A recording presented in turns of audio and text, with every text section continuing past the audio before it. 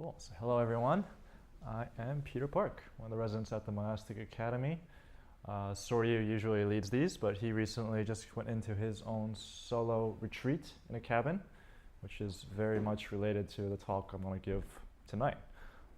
So I feel some resonance there. To start, I thought we could just take 1 minute very briefly to practice in it a bit, just getting all settled. I'm feeling a little out of sorts myself. So I'll keep time and take a moment to check in and straighten up and relax.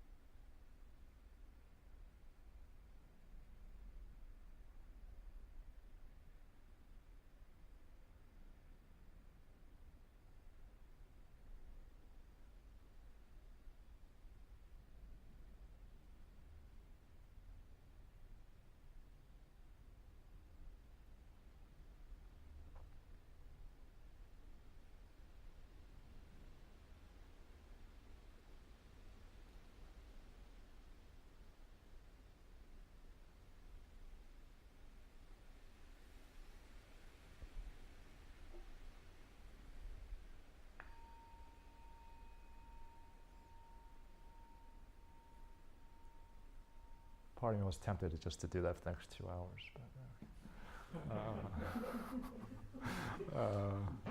but tonight I'm going to talk for my about. Recently, I did a solo retreat in the cabin.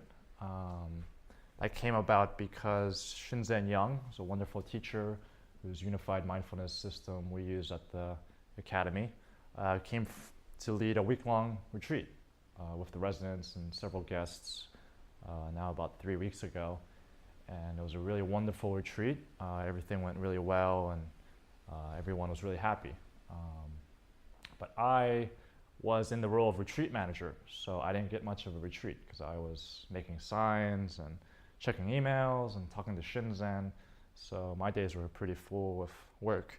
So after the retreat was over and a few days later, we usually at the academy do one retreat week each month, and to make up for my week, I spent several days in the cabin, and recently turned 31, and I did my first meditation retreat a little bit over 10 years ago when I was in college, and my first retreat was in Western Mass, and there were like 120 people, a lot of people. I didn't really know what I was doing. I did the retreat, and it was great, and every time I moved or went to a new area, I would go practice with whatever groups were nearby, whether it's Tibetan groups or mindfulness groups or insight groups or Zen groups. And I'd been doing retreats over the years and clocked in maybe 30, 40, 50 retreats, a lot of them at CML or Monastic Academy now.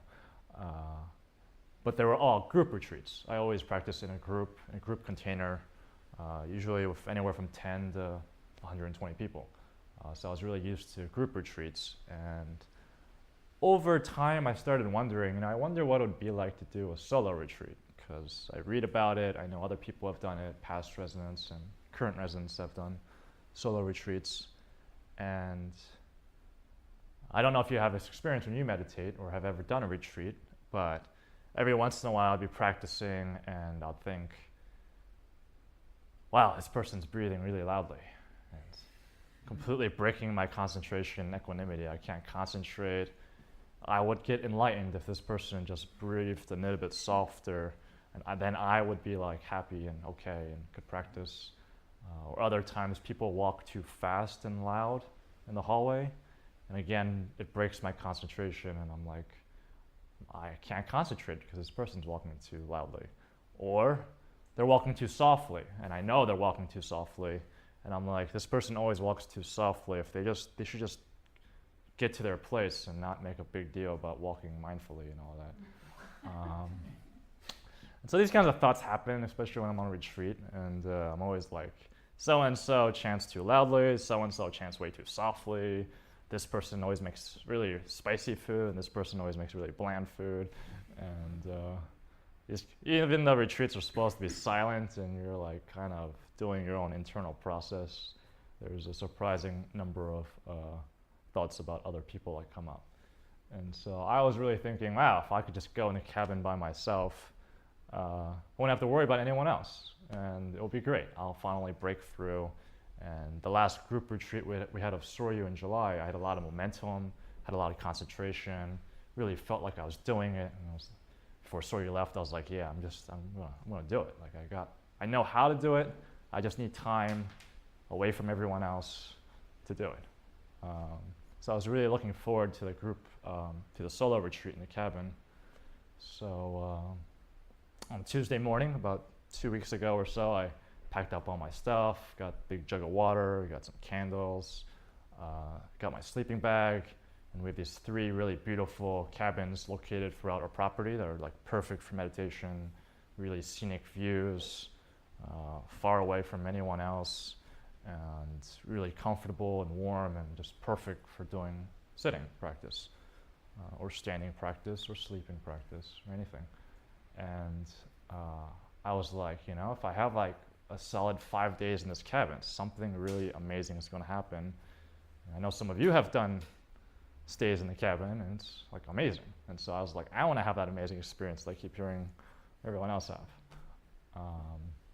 And so I get set up on a Tuesday morning, doing my thing, and my first act off the schedule was to hop in a car and drive south to Burlington. I was leading a workshop in Burlington Tuesday night, and it was something called circling that I'm very passionate about, and it's a wonderful group. And I was planning on ending by like 8 or 9 and getting back to like start my retreat, but it went into 11:30 or 11, and I got back past midnight.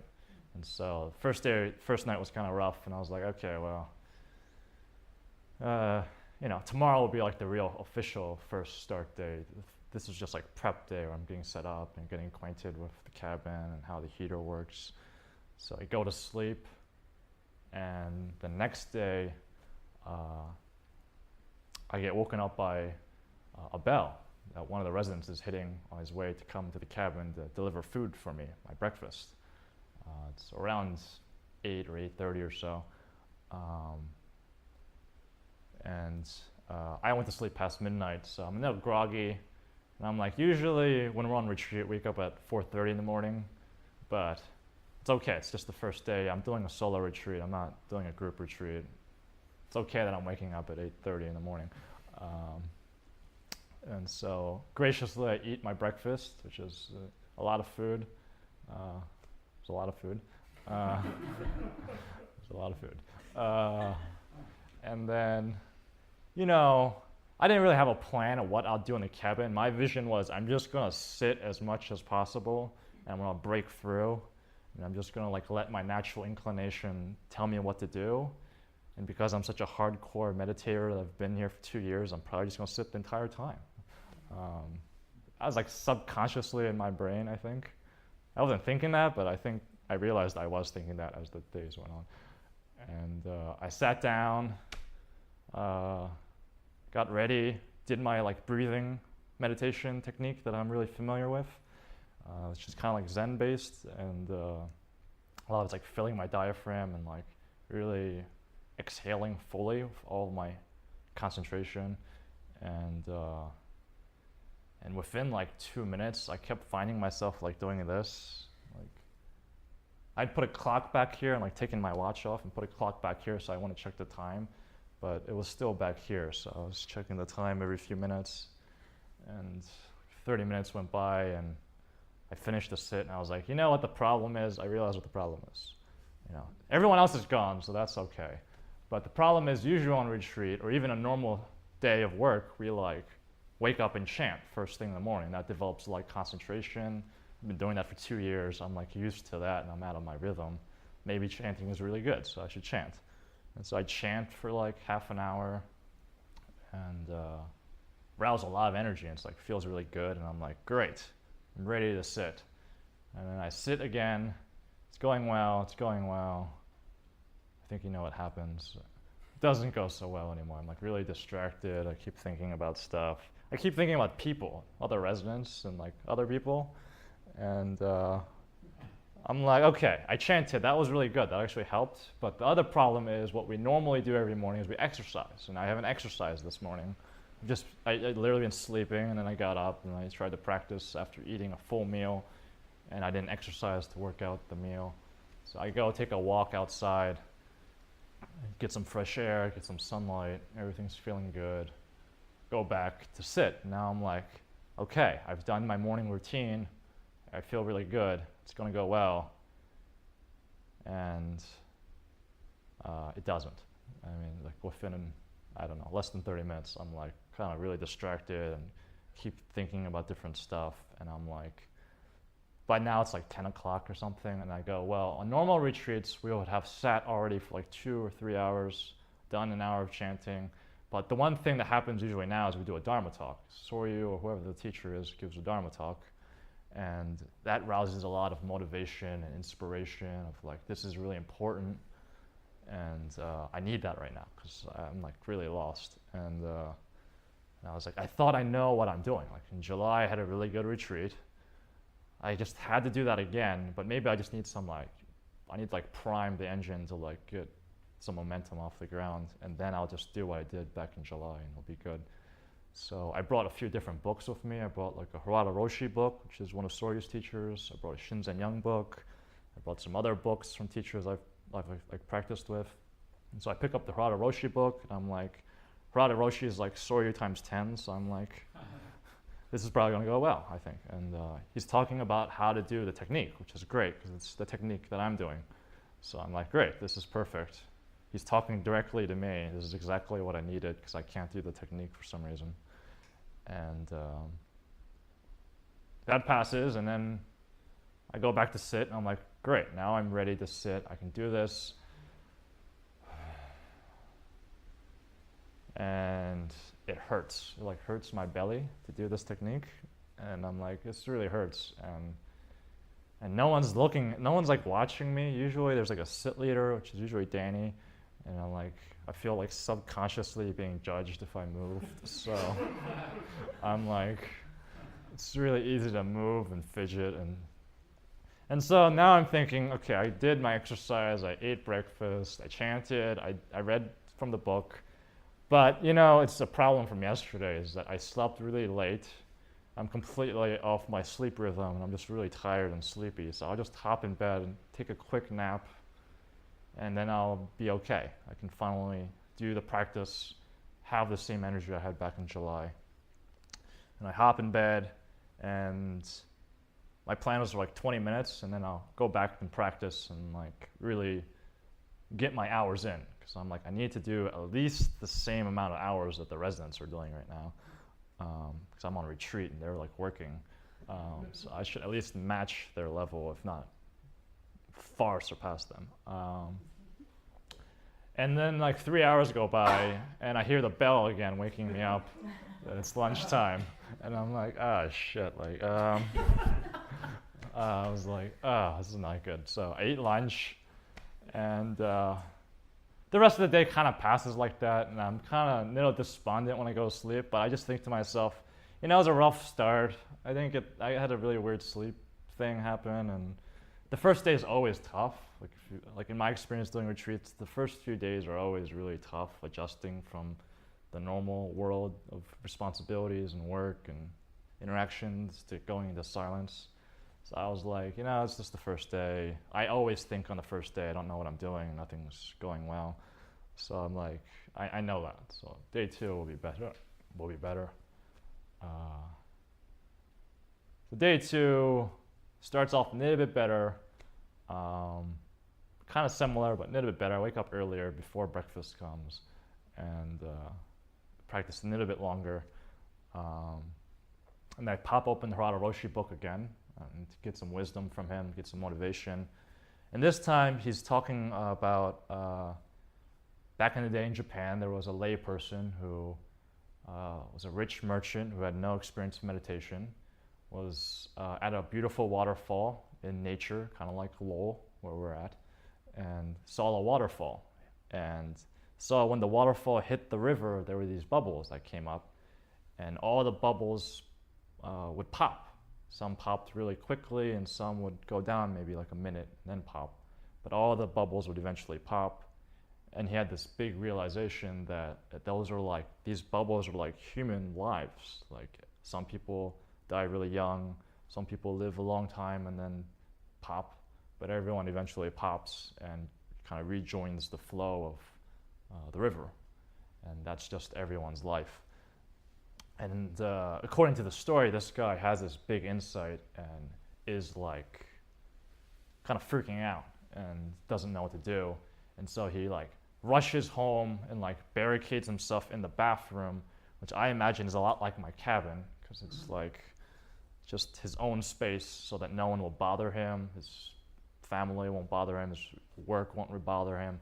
And he never meditated before, and just based on whatever he read in like Time magazine or any of those mindfulness reports, he just sort of like does what he thinks he's supposed to do, like straightens his spine, opens his eyes, and just like focuses really deeply. And 3 days go by, and it's said that he like attains a deep awakening in those 3 days, and meets a Zen master who confirms, yes, you've had an awakening experience, you've done it or did something. And like the moral of the story that I remember, and everything I'm saying is just my memory, which I don't want to put any words in Hararoshi, but this is how I remember it, was if this guy can get enlightened in 3 days, then so can you. And I was like, I have like 4 days left, and I've practiced for like 10 years, so what's my excuse? And I'm like, I can do this. This guy had 3 days, I have 4 days, and I actually know how to meditate. So get on the cushion, practice, practice, practice. And it just doesn't really work. I'm like, I thought I know how to meditate. I'm like, I just have to do what I've always done before. Like I know that I do this technique, and I just like breathe in this way, and it's supposed to work. And like not having that experience that I normally have, I don't know what's going on. Usually I can sit for like an hour or two without any problems, just like relaxed and calm. But here I'm like so agitated and distracted that nothing seems to be working. And so day 2 passes kind of in a similar way, just reading books, taking walks, trying to sit, not having good sits, and kind of ending really quickly. And then by day 3, I'm like, you know what, this isn't working. I give up. And so I pick up Shinzen's book instead. I'm like, maybe Shinzen will help me out here, because I can't do what I thought I'm supposed to do with the other book. And in Shinzen, I flipped to this random chapter on shamatha, or concentration and equanimity, and vipassana, or insight, clarity. And he's talking about, before the Buddha's time, there were masters of shamatha, people that could learn how to relax and focus on relaxation to the point of like complete absorption, where they don't feel any pain and completely forget themselves and feel really good. And this is not enlightenment, it's not awakening, but it's a very deep concentration state that's really good to cultivate, because it helps with doing the insight practice and can help with awakening. And so, from what I remember, which could be wrong, the book talks about focusing on relaxed states. Just notice where you're relaxed and just put all your attention on wherever you're relaxed, and let that grow and grow and grow and be relaxed.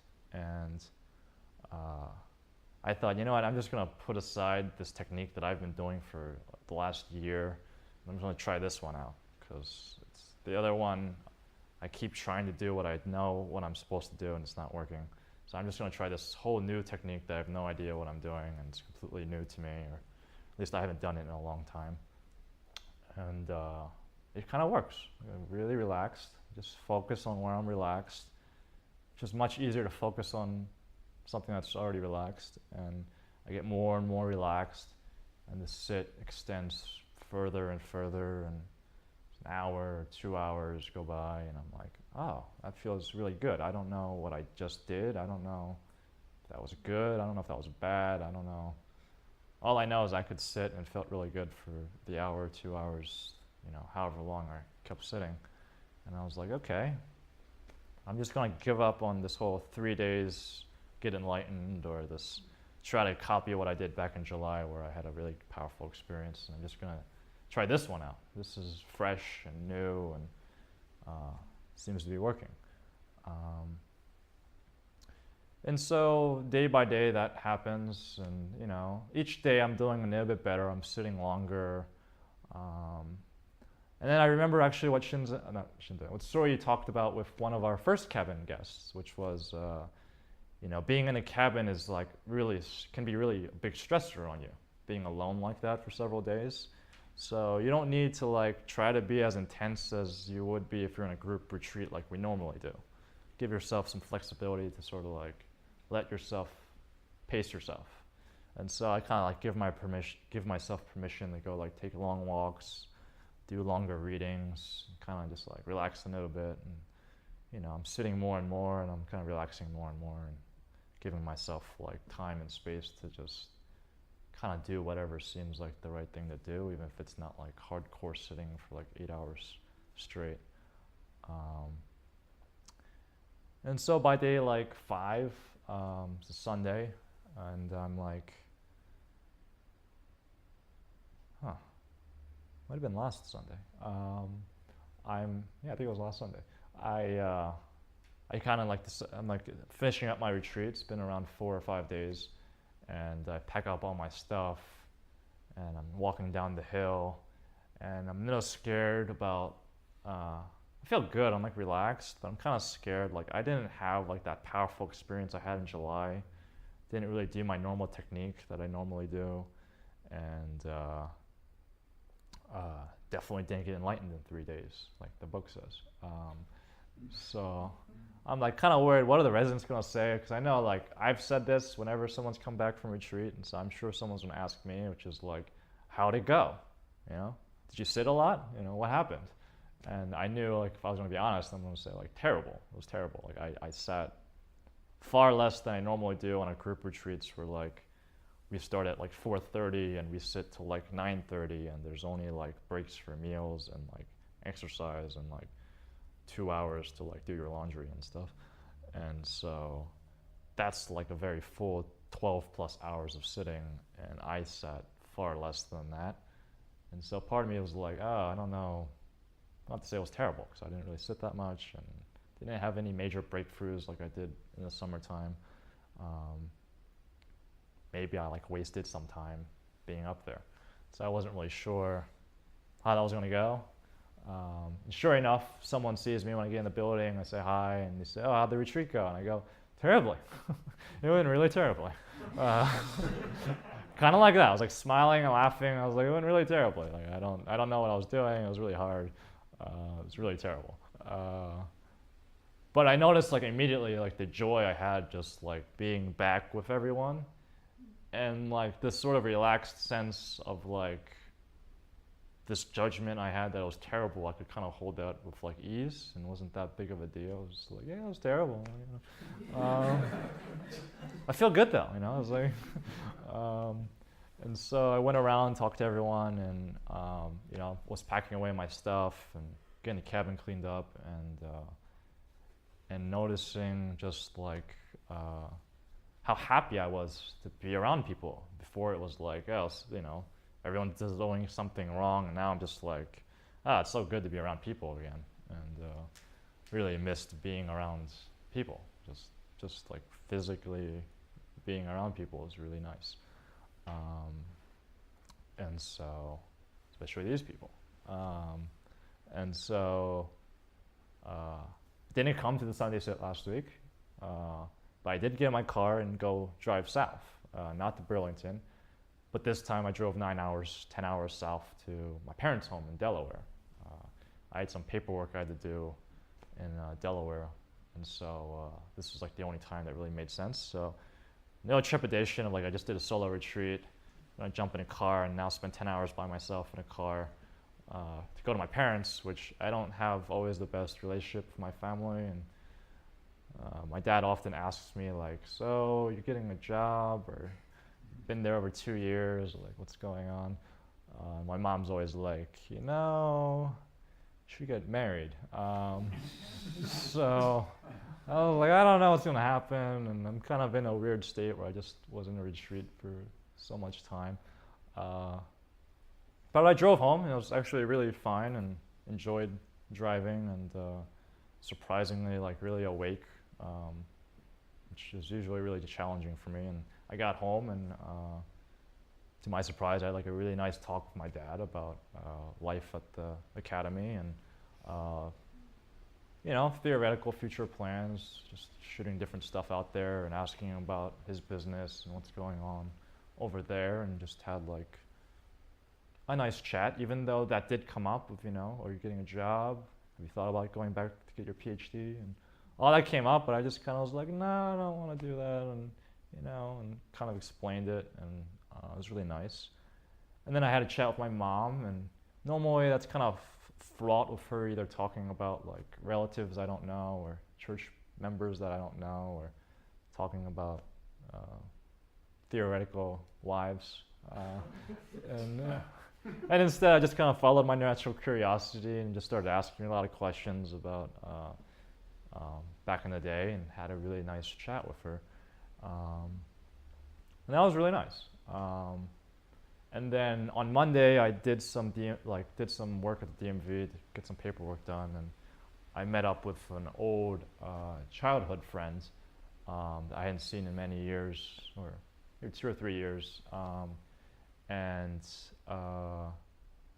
just having a nice chat. I was just like seeing who was around, and just catching up on our lives and reminiscing about old times.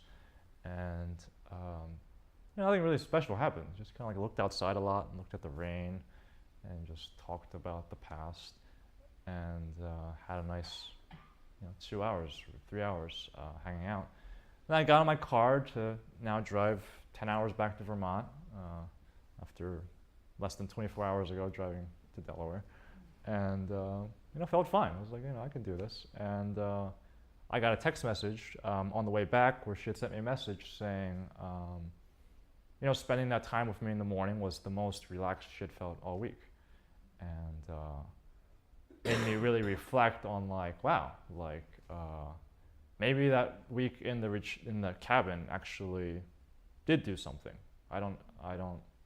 It clearly kind of showed up in all my relationships that are usually kind of fraught or not so positive, especially after driving 10 hours down and immediately leaving.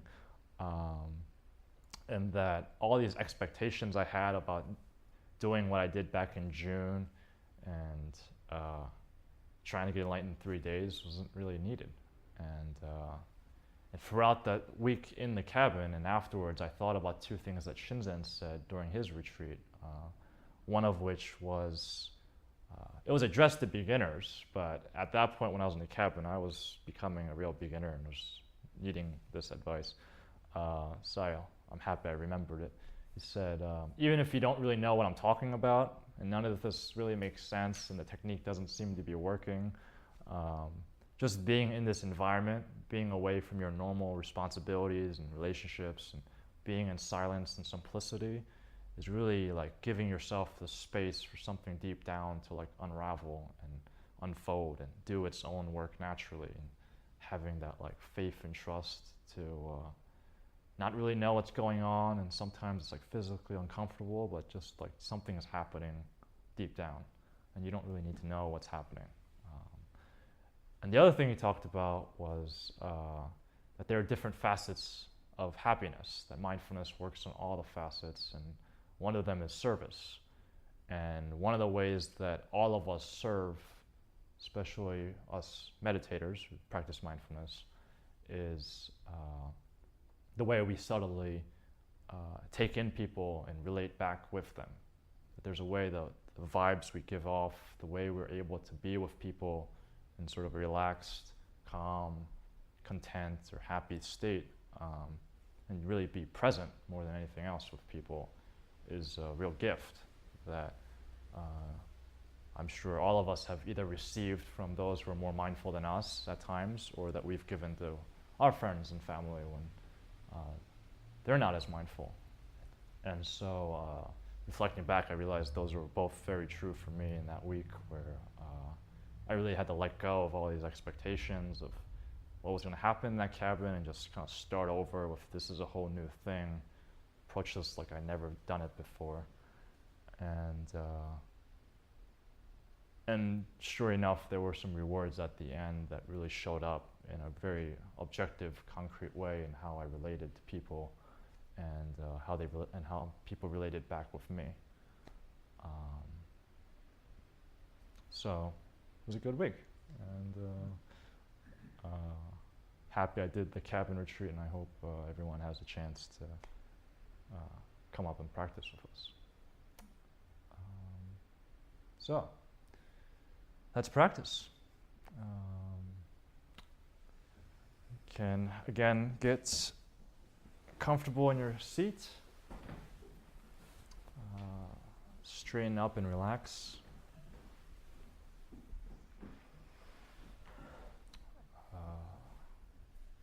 Once again, approaching this practice like we're doing it for the first time.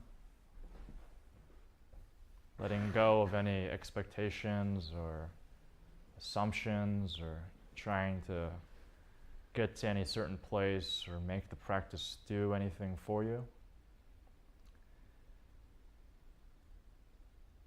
Straightening up and taking a breath in, relaxing, letting go. And for this first period of practice, we'll focus on restful states. Noticing where in your body it feels relaxed, or maybe even neutral. Wherever there's not as much tension or no feeling at all. And placing your attention on those places of rest and relaxation in your body. And just staying there with it.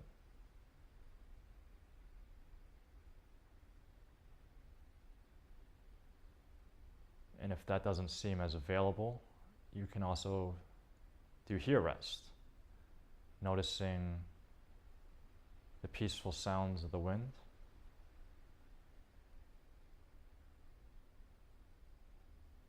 Or the silence in the room. And just placing your attention on those sounds, or lack thereof. And letting yourself really rest in that relaxing sound.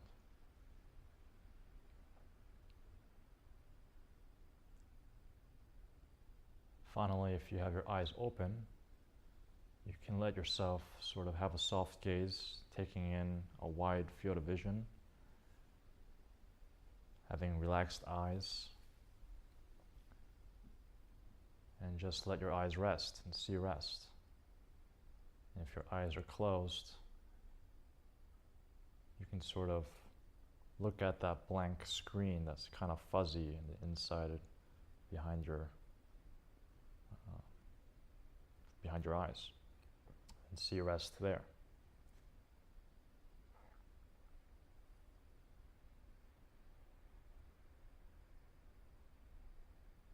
And so finding a place of rest in your experience and just placing your attention there, and letting yourself rest in that sensation or in that field of rest.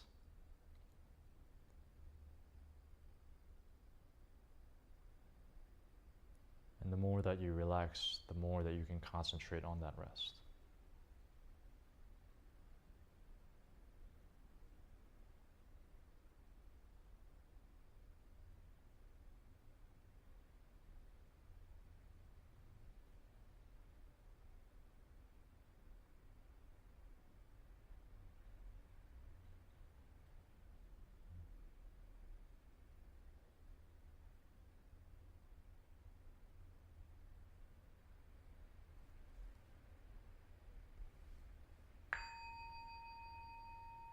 Official start.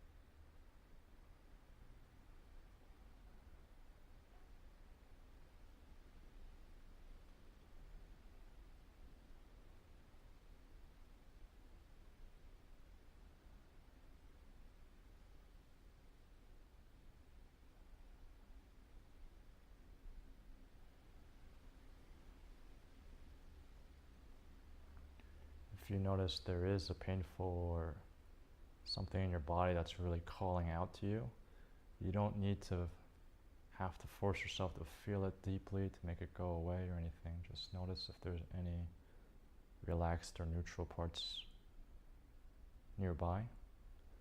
And once again, place your attention on those areas and let your body naturally relax in the way that it wants to.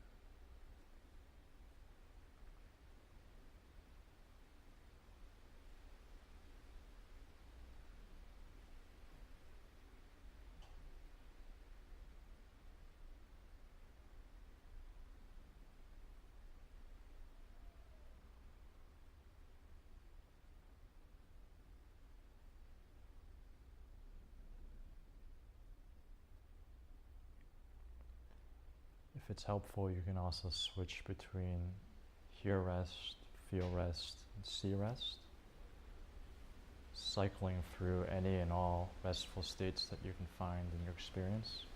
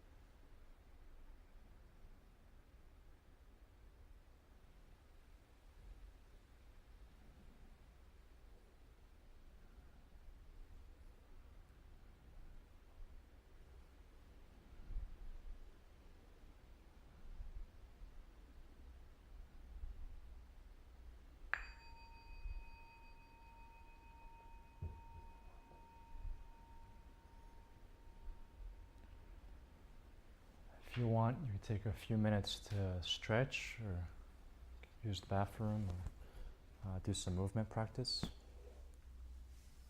We'll come back here in about 8 minutes.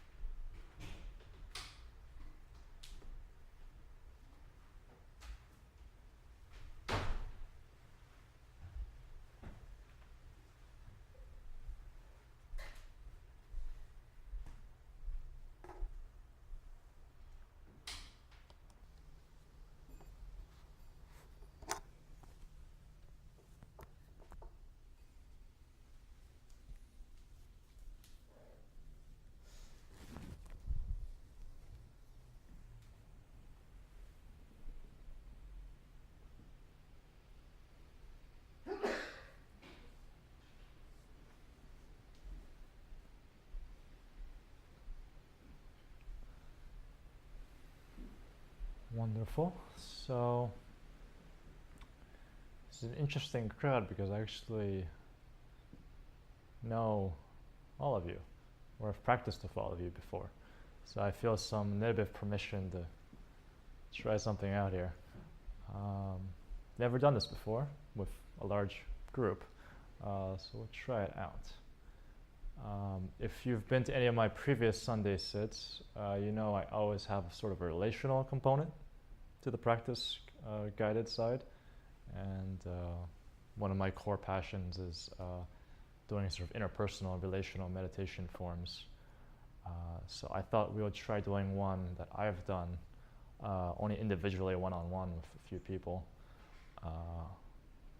and sort of test out or play out my experience of my retreat week to see what it's like to be in relationship and practicing. So there'll be very little talking or no talking involved, so you don't have to worry about forming any narrative or like what are you going to say or what's going to happen. There's going to be very little or no talking involved. And if you don't want to do this, which is completely fine, you may have come here tonight thinking that's going to be just you practicing by yourself and you didn't come here to go socialize or relate to anyone else, which is fine. Just sort of choose somewhere in a corner and let everyone know you're not playing ball. That's completely fine. Everyone's where you're at, and that's completely fine. So don't feel any obligation at all, and in fact it'd be a big act of motivational courage, setting a role model, that setting a boundary. I didn't come here to do this kind of thing. So I'd be really impressed if you did that. So basically what we're going to do is you're going to practice with a buddy. That's basically all that's going to happen. So ideally choose someone else in the room or find someone else in the room that you can sit across from, and then we'll do periods alternating between keeping either a downward gaze or eyes closed and doing, if you already have a very well-established technique, you can do that. Or you can just do what we just did before, just focus on any restful states in your body. And if you're like me, a lot of energy and nervousness and excitement might come out if you're sitting across from someone, even though there's not going to be any actual engagement. So it might be a nice opportunity just to really feel alive and also see if you can feel grounded and calm and restful at the same time. It's an experiment. There's no right way to do this. There's no right way this is supposed to come out. It's just a nice exercise to practice staying mindful, staying calm and grounded with your partner. You're going to walk us through it? Yeah, I'll walk you through each stage. So if you could go ahead and find someone, or if you don't want to do this, then just set your boundaries and say, no thanks.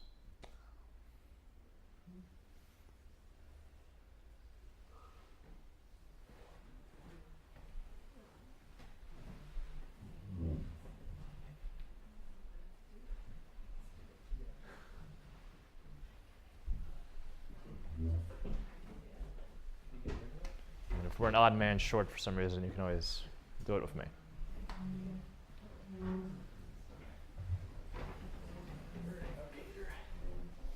Peter, if we are a person short, I can step out too. It will be hard for you. Yeah, you're good. to lead and- Don't worry about it. Thanks, though.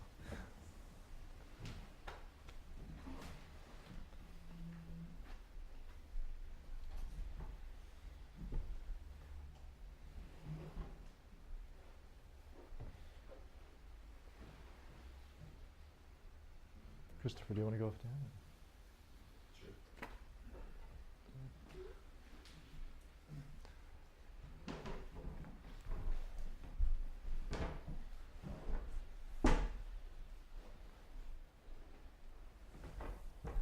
So once again, getting settled in your body, taking up your meditation posture, straightening up and relaxing.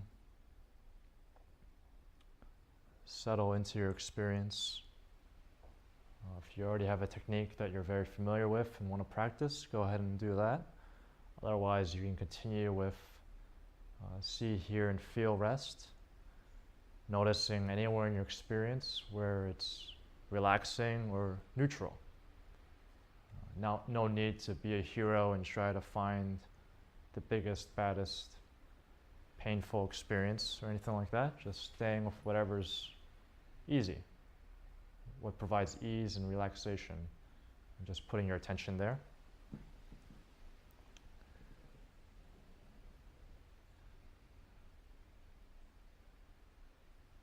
And then we'll just practice for a while, knowing that you have a friend across from you, if you're doing a pair practice, that's doing this practice with you. And if you're sitting by yourself, that you're still in this room together. So just know that there's a community that's living and breathing and practicing together, just taking a moment to rest from all the cares of the week and just settle into this experience right now.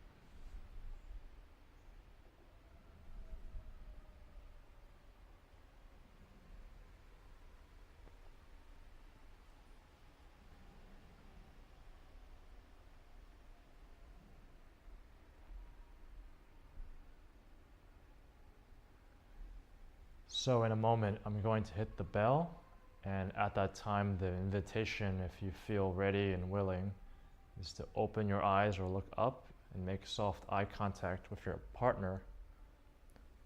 And it's not a staring contest, but it's just having a soft, wide focus with your partner. if you're doing pair work, and continue doing your technique. There's no need to say anything. There's no need to do anything. Just continue what you're doing now with your technique. Now having connection with another human being if you're doing pair work. And if you're by yourself, you can also, if you choose and want, open your eyes and take in the room and just sort of notice naturally the energy or feelings or thoughts that arise, and just come back to doing your technique, knowing that there's nothing that your partner's needing from you. There's nothing you need from your partner. The two of you are just supporting each other in doing this practice.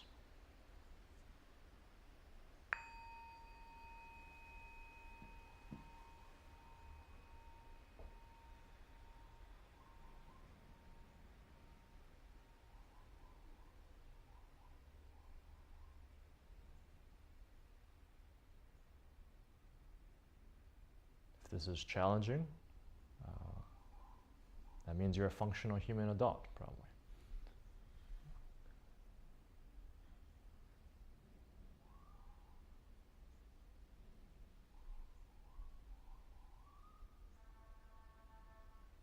This is just the one step above silent, alone practice.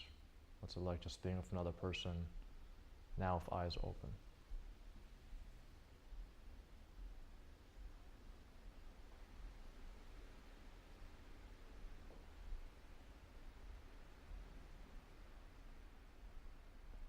Of course, really pace this stuff at your own level.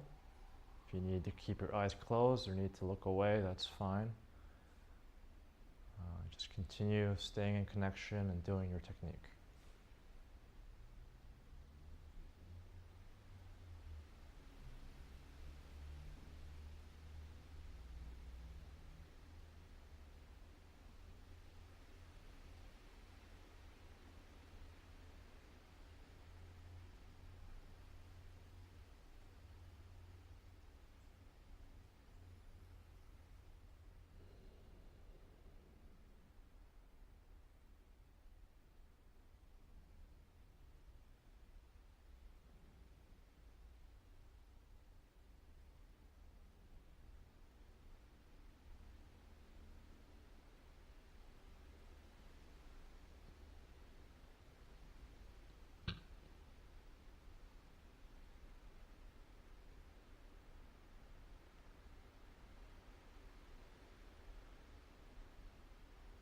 If you notice yourself getting self-conscious or making judgments about the other person, just let that go.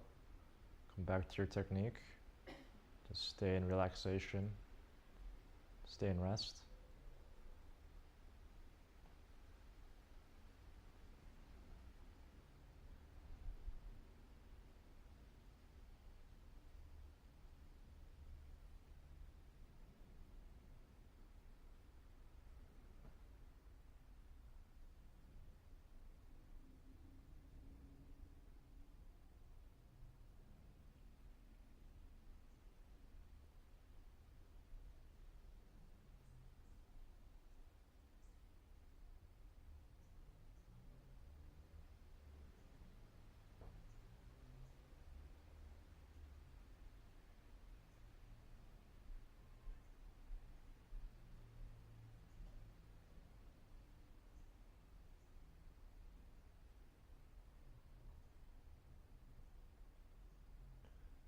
If this is easy, looking at someone, you naturally feel restful.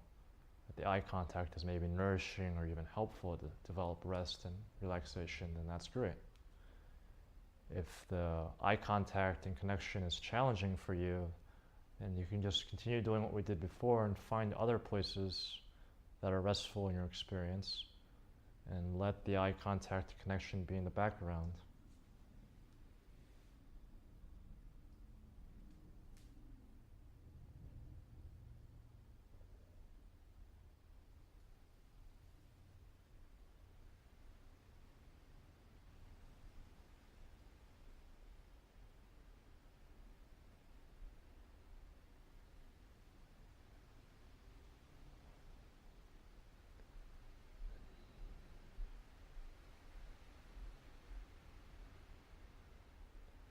no matter what happens, there's no need to identify with the thoughts or feelings or sensations that are coming up through your experience. It doesn't have to define who you are as a person. Just let it come up and let it go away.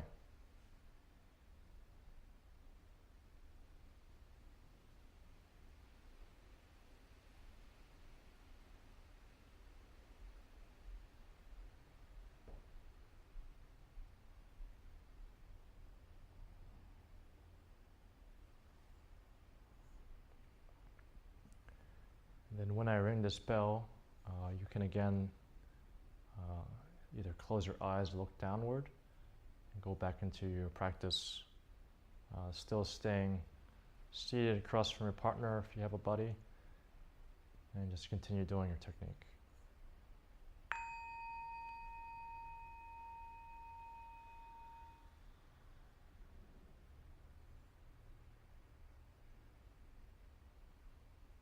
Just notice if the quality of your experience is different now. Maybe there's more energy, maybe there's some tightness, maybe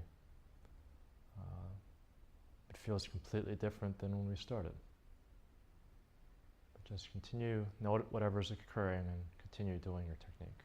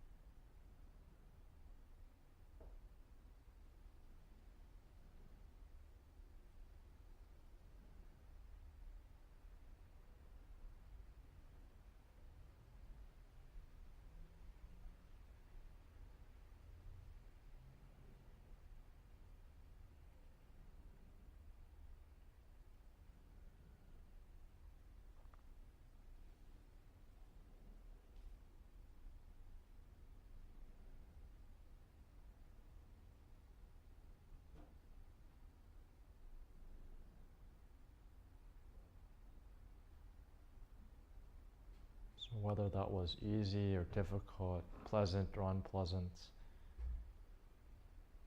if you want to follow along, just look for any rest or neutral feeling, or neutral sensation in your experience, whether it's visual or auditory or felt sense.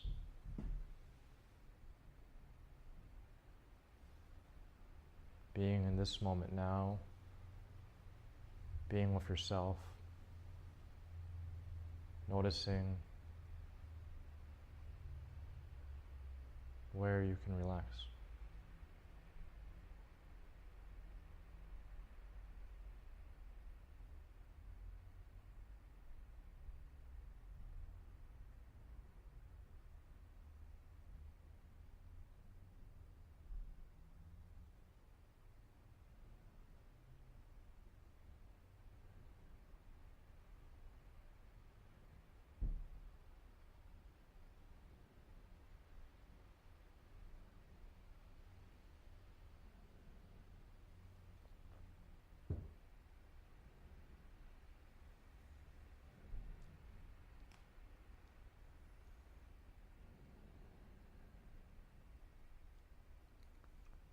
So again, if you feel willing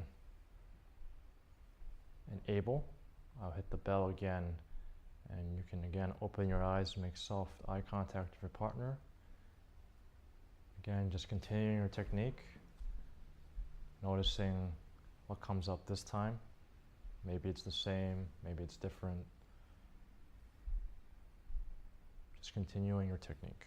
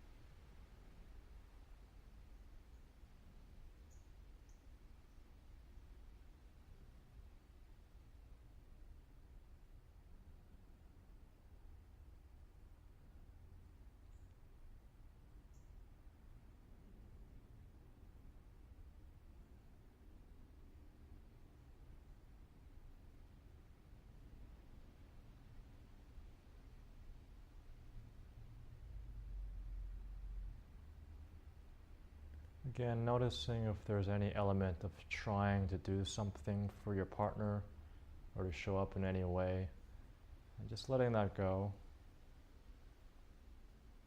Staying in connection and presence and just doing your technique. If this is difficult, that makes complete sense. And if this is easy, then that's wonderful.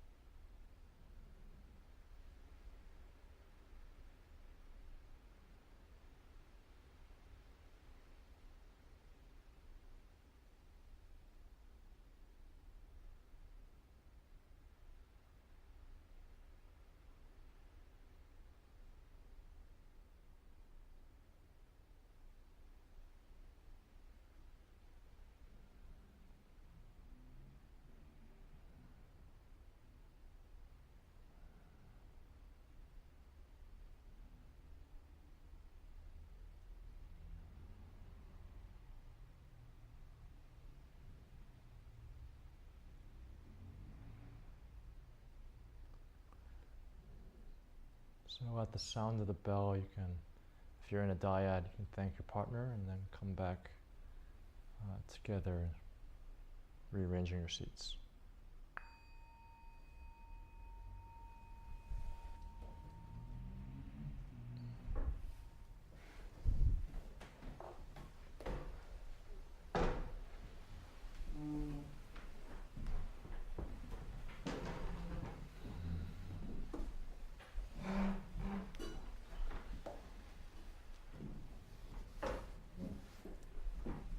So, thanks everyone, indulging me in that exercise. No matter what you did, it's really nice to sit here and sort of watch that come out and unfold. So for the next 25 minutes or so, this will be a discussion and questions. I'm very curious to hear reports and anything that came up for you. Judy. I was so interested to hear you speak with such clarity about your expectations of solitary meditation, which is the way I tend to think of meditation as a solitary activity. But what I heard you saying was that it in fact allowed you to better appreciate your community, and that you also became a better member of the community, a better person to friends and families to engage with. And here we did an exercise that was an interpersonal exercise. So I'm so curious as to what you were thinking and feeling when you chose to go to Cedar in terms of community. Again, Soryu has talked about the force of community, how crucial it is to all of us. So what were you thinking when you were making a choice to go live in a community of meditators? Yeah, that's a good question. It's funny because for me the community was actually a big reason I went.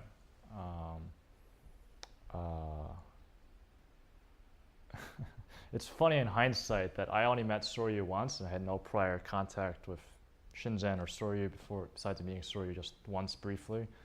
And but what I actually, obviously I wanted deep insight, I wanted to deepen my practice. Mindfulness was very important to me in my life and have been practicing for many years. But to a great degree, the idea of living in a very committed community, all striving in the same direction, was extremely appealing to me. And in fact, one of the former residents that some of you may remember if you were around was Daniel Thorson, who I knew had only just met him once in person, but stayed in contact every once in a while. And in my personal life, I didn't have much community growing up. Kind of didn't, I think a lot of people resonate with the sense of like not belonging growing up for a very long time. And so kind of went really extreme in that direction, to the point where I wanted to be very self-reliant and independent. Wanted to make my $1 million and retire and choose the people I want to be around. And at one point after grad school, I bought an RV and lived in an RV for about 2 years around the country. I was like, I don't have to be tied down anywhere. I can be anywhere. I can choose any community and move as soon as I want to another community. And I learned a lot of valuable lessons during those 2 years. The last and biggest one being that I actually really want a community. Having freedom and independence is really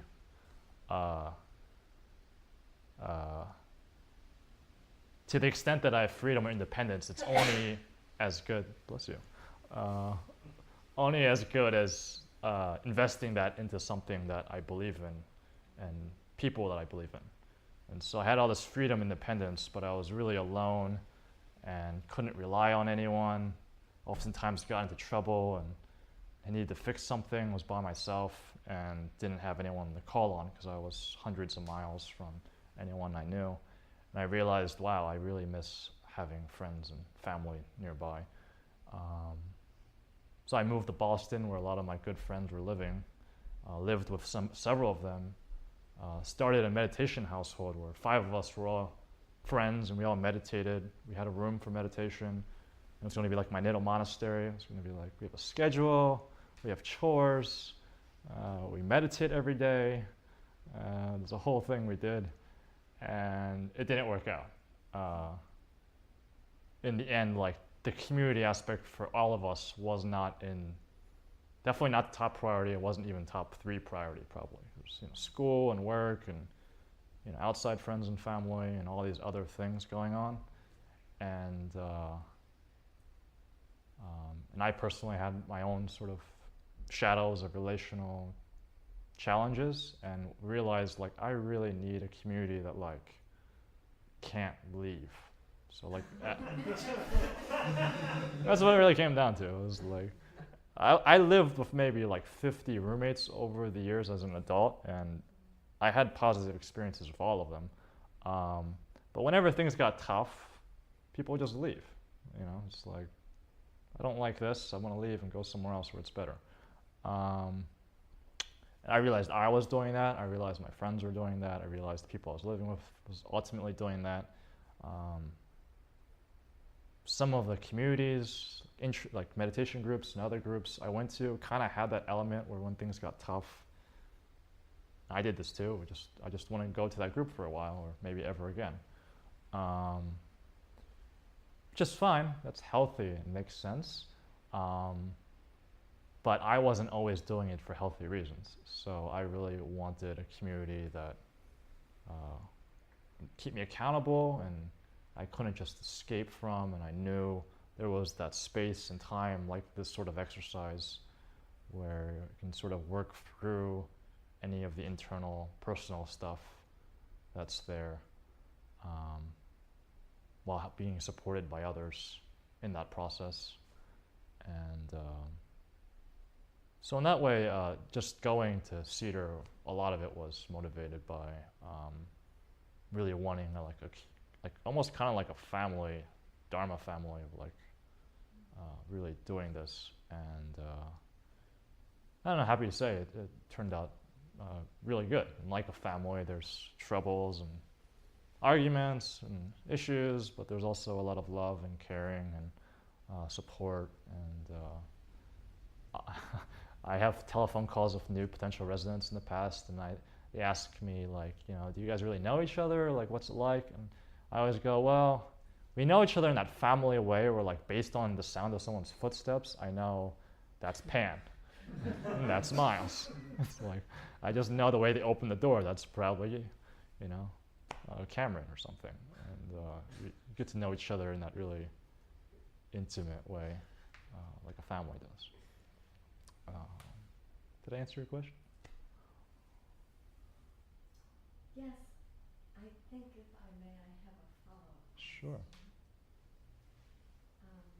What were you hoping for there when you?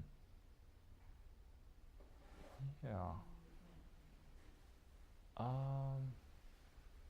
wish I had my application because I remember writing this down. What was I hoping for? Probably on the wiki, Peter. No, I got deleted accidentally, but no, it was accidental. I think I basically like wanted to feel a sense of belonging and also learn how to like both receive and feel like unconditional and conditioned love, and also provide that more fully to other people. I remember when I was in Boston, the house I was living in with the other meditators, one of the big reasons it fell apart was because everyone started off really nice and happy, but over time there were these little irritating things that kind of grinded away at each other, and some of them were maybe spoken about but never resolved, and eventually stopped being spoken about and just kind of became this thing that people gossiped to each other about. So-and-so always leaves the trash out, or so-and-so is always talking about her boyfriend or whatever. and sort of became this burden.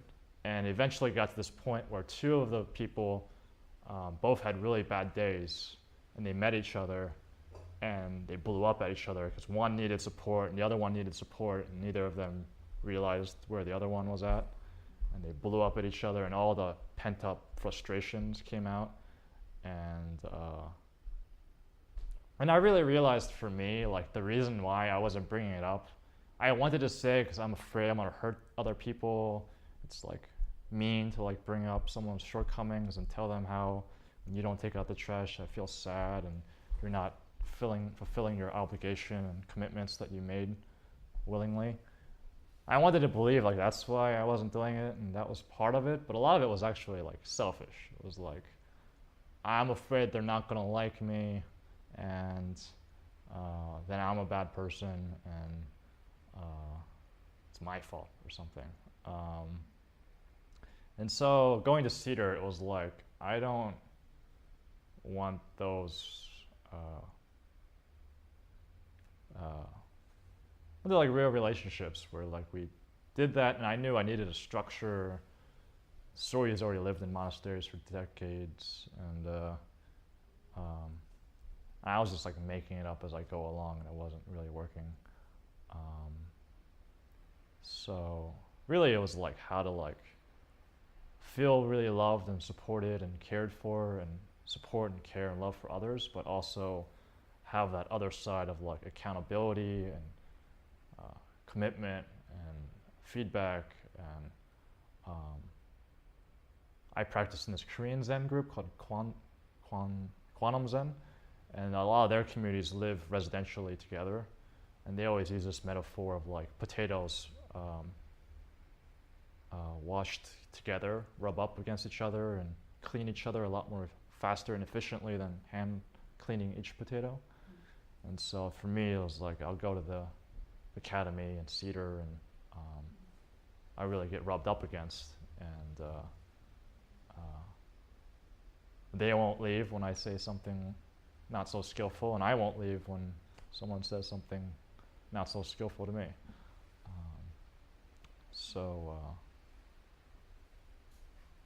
Yeah, I just really wanted that. Thanks for asking. Is there more? Thank you. No.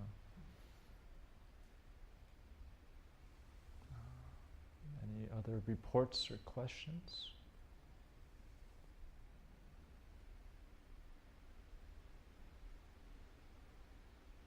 Kelly?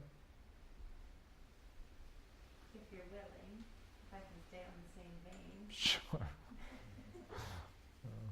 Have you shared this aspect with your mother? The aspect of This can't story, relate to. this way of being, this Oh. need, this wish, and how it's unfolded for you? Oof, okay. Not exactly. If I may, Yeah. you've also just described a marriage. Oh. And perhaps, maybe, she might be very happy with what you're working on. So it's building a nice foundation, Right. should you choose when you're ready. Because I know that's important to her, but might not be for you. It's just fascinating parallel. Yeah, that's true. We should put that on our website. We call it a leadership training program, but it should really be a marriage training program. Or partnership training program. How to live in committed That's true. and healthy relationship with others. That's definitely true. The good just gets better, and Yeah, the rubbing up continues to rub on. totally. I'm really happy you mentioned that. I wouldn't feel qualified to say that, but since you said it, I feel a lot better. Just play your mom on recording. Well, I've told her in pieces, probably not in a coherent whole piece. And I'm sort of exaggerating to some extent. Both my parents are not actively trying to get me to leave or anything like that. They really trust and believe in what I do, and they don't always understand why are you buying a used RV and traveling cross country? but ultimately they trust that I know what I'm doing. So I'm grateful that I'm not like actively getting resistance or anything like that. So yeah, and I think more and more wanting to share what's happening for me in a way they can understand is more and more important to me as well. So, totally. Beautiful. Thank you. Thanks for sharing.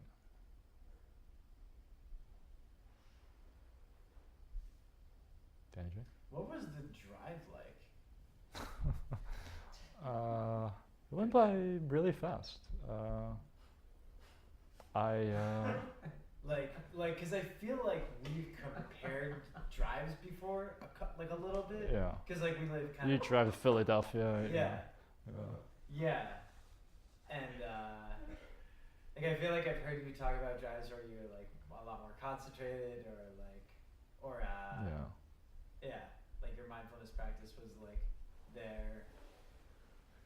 Yeah, I think ever since the cabin retreat, I've just sort of subconsciously and also intentionally been focusing a lot more on just being relaxed. So a lot of the drive was just like both just letting myself do what I want to do, which was like a lot of podcasts and music and also silence. A lot of it was just like natural focus on being relaxed on the drive, because 10 hours or 9 hours in a car is hard on the body.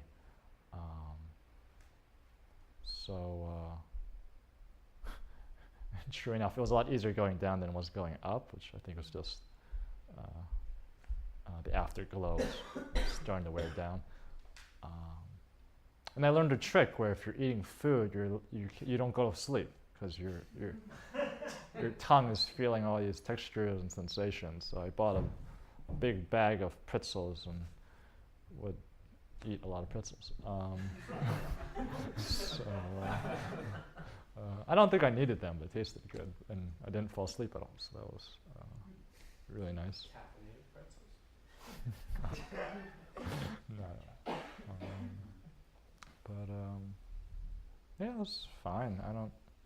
It's kind of like the same as the retreat, and coming off the retreat is like nothing that remarkable, but like really fine and nice. Just kind of consistently, just nothing huge, just nice all the time, or most of the time.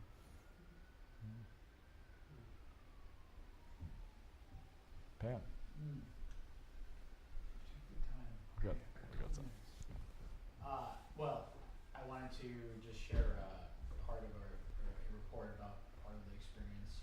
So the interpersonal experience was rich and meaningful in different ways, and had a really worthwhile interaction doing that. But one of my favorite parts of it was like I was sitting right here facing the back of the room, and at one point I just noticed out of the corner of my eye Kelly and Andrea in the back just like having this connection, and I was just like everybody in the room was suddenly just like a friend, and I was just like just to see like these people interacting in these ways that you're on the street, you just walk past people and you have nothing with them. You might sit next to somebody on an airplane or a bus or whatever and like never say a word to them, but never even connect with them in any meaningful way at all. And something just hit me of like the beauty of this practice, and the like just the entire theme of being with people and community, and like yeah, I think it kind of mirrored your cabin story and like getting out of the cabin in a way, because it was like I'm meditating and doing the practice. I'm like, okay, what is this? And then just seeing like simple goodness that comes from it. Like nothing, like, yeah, just this simple, pure connection. Just really savoring that in a moment of,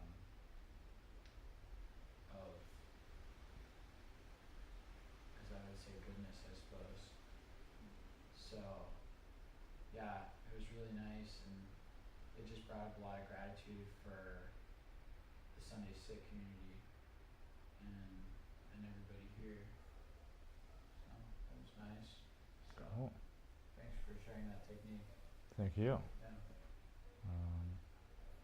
I think every time we do any sort of interpersonal type stuff anywhere, I'm always struck at how contagious we all are.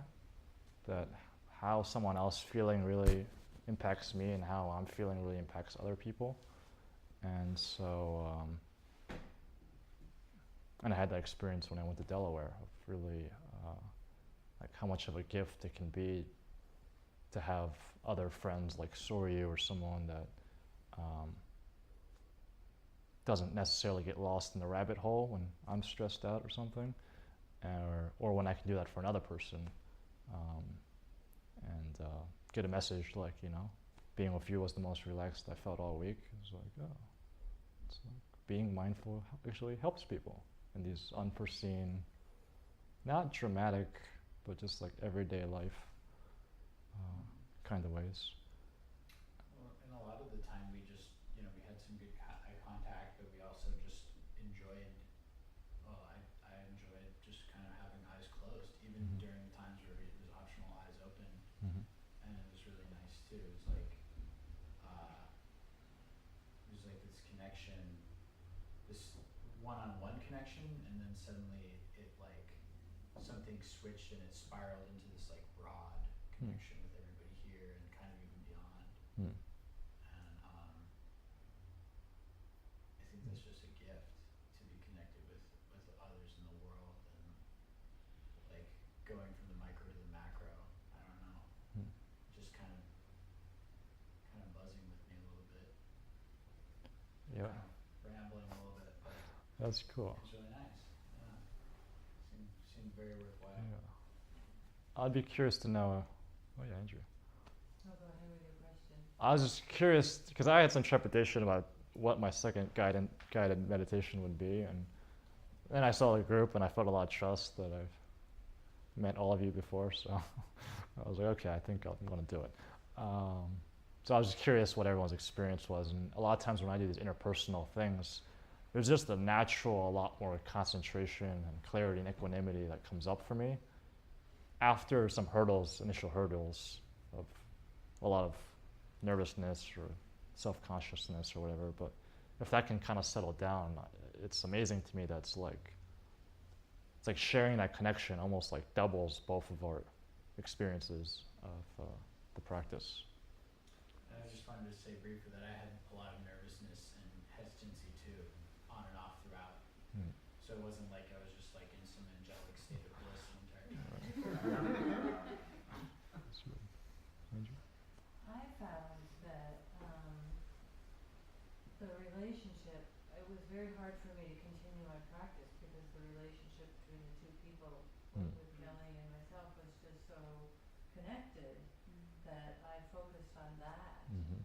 rather than the relaxation technique that you had guided us in and that I had been practicing. Mm. And I tried several times to go back to that technique, Mm. but the draw to the connection was Right. very profound. Right. You might have already in Shinzen has these algorithms where if this becomes available, then do this. And if this becomes available, do this. And you might have had that. This is available. I'm just going to do that, and that's great. Yeah, that's a good branch of just. That's not always available, so great.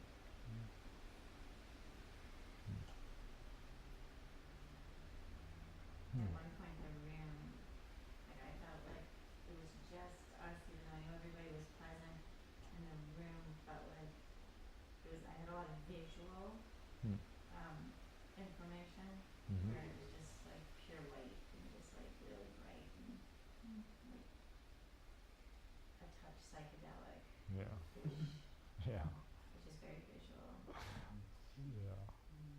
And I had a sensation of the room just sort of fading away, and there was just like really like a mountain in front of me. Was it like so much information it was hard to see your face?